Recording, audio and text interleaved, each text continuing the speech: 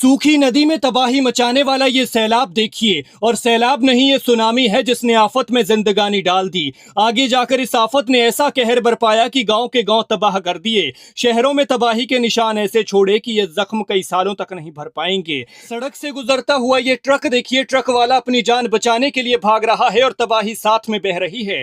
पहले ये आफत भरा मंजर इसके पीछे था, ट्रक आगे था, लेकिन अब ये आफत वाला मंजर इसके आगे निकल गया और बराबरी में बह रहा है। साथ में इन दो जिंदगियों को देखिए देखिए कैसे खुद को बचाने के लिए जद्दोजहद कर रही हैं। जितना भाग सकती थी भाग रही हैं और पहाड़ चढ़ रही हैं कि आफत इन्हें छू ना ले, क्योंकि अगर इसने छू भी लिया तो तबाही मचा देगी। और देखिए सड़क पर कैसे ये आफत आ गई, पूरी सड़क को अपनी आगोश में ले लिया है और पीछे से जैसे ही ये तबाही आ रही है इस सड़क को तोड़ते हुए जा रही है। लेकिन ये लहरें देखिए देखिए किस तरह से नदी के निशान के ऊपर से सड़क से होते हुए पहाड़ी की बराबरी में बह रही हैं। हाल ऐसा है जैसे मानो कोई डैम फट गया हो और आगे जाकर तबाही भी डैम फटने जैसी हुई।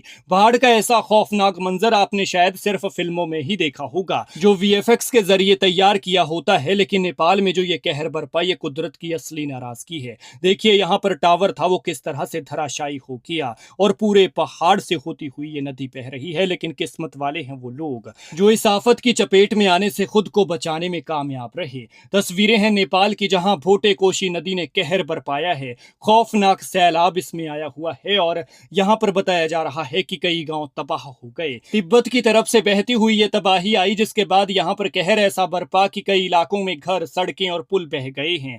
कई इलाके वॉश आउट हो गए हैं, गाँवों में तबाही के मंजर हैं। लेकिन देखिए यहाँ पर यह ट्रक वाला कैसे इस तबाही से बचकर भाग रहा है और आखिर में खुद को बचाने में कामयाब रहा। देखना भी ये सुनामी सड़क से नीचे बह रही है, लेकिन थोड़ी ही देर में इस सड़क को भी कवर कर लेगी और इसके ऊपर से तबाही के निशान जाएंगे, लहरें उठेंगी और थोड़ी ही देर में इसका भी नामो निशान मिट जाएगा। और ये जो आप यहाँ पर टावर देख रहे हैं, देखिए ये भी जाने वाला है। लहर इसके ऊपर से उठ रही है, यानी ये लहरें 50 फीट से भी ज्यादा ऊपर उठी। इस तबाही से रसुआ, नुआकोट, धादिंग, गोरखा और चितवन के तटीय इलाकों में खतरा बढ़ गया है। कई पुलों के क्षतिग्रस्त और बस्तियों के बहने की सूचना है। वहीं प्रशासन ने लोगों से सुरक्षित स्थानों पर जाने की अपील की है। अंदाजा लगाया जा सकता है कि कितनी तबाही हुई होगी, कितने लोगों की जान का नुकसान हुआ होगा। हम भगवान से प्रार्थना करते हैं कि किसी की जान ना जाए, लेकिन ये सैलाब कई तरह के सवाल खड़े कर रहा है, चिंता की लकीरें बढ़ा रहा है। ये तस्वीरें देखिए, वीडियो को शेयर कीजिए और इन लोगों के लिए दुआ कीजिए।